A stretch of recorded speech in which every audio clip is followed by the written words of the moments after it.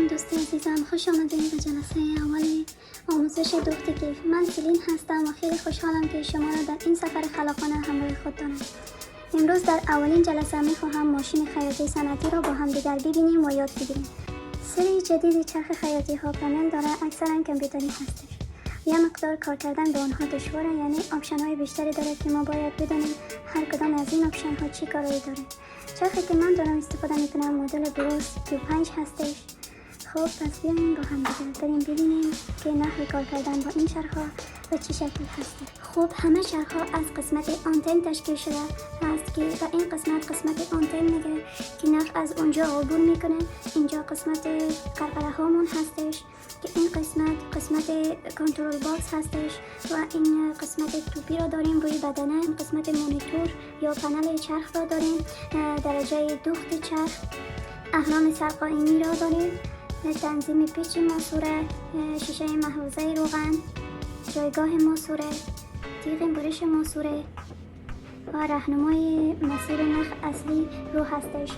قسمت پیچ فشار پایمون هستش که در ادامه به تک تک این اجزا به صورت مفصل میپردازم و براتون توضیح میدم.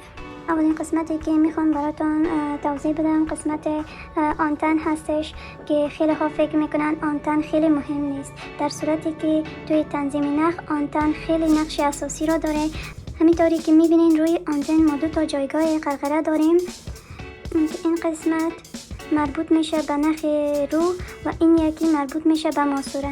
نکته ای که حتما باید دقت بکنین اینه که قسمت پایینی آنتن با قسمت بالایی حتما باید با همدیگه موازی باشه و فاصله شان از همدیگه به یک میزان باشه، برای اینکه توی کشش نخ کاملا تاثیر میذاره و فاصله شان از همدیگه به یک میزان باشه. حتما سوراخ هایی که روی بالای آنتن هستش دقت بکنین که نخ از مسیر خودش عبور پیدا بکنه. نخ ماسوره رو ما هیچ وقت نمیتونیم از این قسمت عبور بدیم و ماسوره رو پر کنیم، حتما با مشکل برمیخوریم. یا برعکس اگر نخ رو را از این قسمت نخ کشی بکنیم کاملا کار ما اشتباه است و ما را دچار مشکل میکنه. خب در این قسمت پیچ تنظیم ماسوره را داریم. بعد از این که نخ را از آنتن رد کردیم، نخ از این قسمت عبور میکنه و از بین این پولکی ها رد میشه و در نهایت از این قسمت خارج میشه که با سفت شل کردن این پیچ کشش نخ ماسوره را تنظیم کرده میتوانیم. بعد از این که نخ ماسوره را رد کردیم، ماسوره در این قسمت قرار میگیره. اهرام ماسوره باعث میشه ماسوره اینجا ثابت بمونه و بچرخه. حالا نخ دور ماسوره بچرخه و ماسوره پر بشه. بعد از اینکه پر شد این اهرام به سمت بیرون پرتاب میشه و میتونیم نخ را توسط این تیغ جدا کنیم. این قسمت هم در پوش شیشه روغن هست که نشان میده روغن داخل چرخ شما در حال حرکت هست. خب در این قسمت پیچ اصلی تنظیم نخ رو داریم. با سفت شل کردن کاملا میتونیم نخ رو تنظیم بکنیم. و در این قسمت کلید تک بخیه رو داریم. به جای این که ما بیاییم توپی رو بچرخونیم میتونیم با فشار دادن این کلید به صورت تک بخیه دوخت رو انجام بدهیم. خب در این قسمت پیچ فشار پایمون رو داریم. هر چقدر این پیچ رو سفت‌تر کنیم فشاری که پایه با کار پیش برمیاره بیشتر میشه و برعکس هر چقدر شلتر باشه این فشار کمتر میشه که میتونیم برای پارچه های نازکتر پیچ رو سفت‌تر کنیم و برای پارچه های ضخیم‌تر فشار پایه رو شلتر و کمتر کنیم. درجه تنظیم دوخت. در این قسمت درجه ساعتی رو داریم که توسط این درجه میتونیم اندازه های بخیه هامون رو تنظیم بکنیم. هر چقدر این درجه ریزتر باشه بخیه هامون کوچکتره و هر چقدر بزرگتر بخیه هامون درشتر میشه. از 0 تا 5 درجه گذاری شده. در این قسمت اهرام سرقائمی رو داریم. این اهرام سرقائمی است. زمانی که به طرف پایین فشار میدیم جهت دوخت ما برعکس میشه و زمانی که میخوایم درجه رو بچرخونیم بهتره که اهرام سرقائمی رو یه مقدار به سمت پایین بکشید و اینو کاملا راحت‌تر بچرخونید. روی کنترل باکس ما دکمه خاموش و روشن رو داریم. در این قسمت توپی چرخ رو داریم. زمانی که توپی رو میچرخونیم سوزن همراه توپی بالا و پایین میره.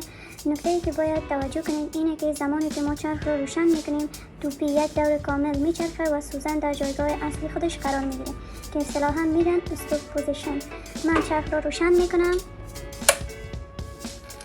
همینطور که میبینید کاملا توپی یک دور چرخید و نکته که اینجا خیلی مهم هست دقت کنید اینه که زمانی که چرخ رو روشن میکنید حواستان باشه دستتان یا هیچ چیز دیگری زیر سوزن نباشه.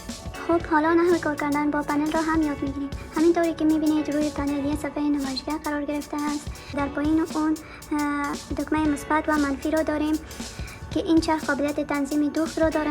زمانی که شما مهارت زیادی دارید میتونید با سرعت زیاد بدوزید. تا زمانی که دستتان را بیفته میتونید با سرعت کمتر بدوزید و جاهایی که نیاز داره سرعت چرختان کم باشه میتونید توسط این دوتا دکمه سرعت را کم و زیاد کنید. با علامت منفی سرعت کم میشه و با علامت مثبت سرعت زیاد میشه. حالا بریم نخ کردن رو هم یاد بگیریم. برای شروع کار نخمون رو جانمایی میکنیم و نخ را از پشت دایره بالا رد میکنیم. از این قسمتی که میبینید 3 دونه سوراخ داریم. از سمت راست از سوراخ اول رد میکنیم و حالا به همین ترتیب از سوراخ دوم از سمت راست هم رد میکنیم و حالا به همین ترتیب از سوراخ سوم هم رد میکنیم. حالا اینجا 2 تا سوراخ دیگر داریم. به همین ترتیب از طرف راست نخ را رد میکنیم، باز به سمت راست میاییم، به همین ترتیب از سوراخ دوم هم رد میکنیم و حالا در این مرحله از این قسمت که میبینید رد کردم و حالا در این قسمت دایره‌ای که میبینید از بین این دایره باید رد بکنیم. این قسمت یک محافظ آهنی میبینید، باید از جلوی از این شکل تار رو رد بکنیم و حالا تار رو به سمت عقب وقتی میکشیم این میله آهنی هم عقب میره و حالا از زیر این میله هم باید رد بکنیم.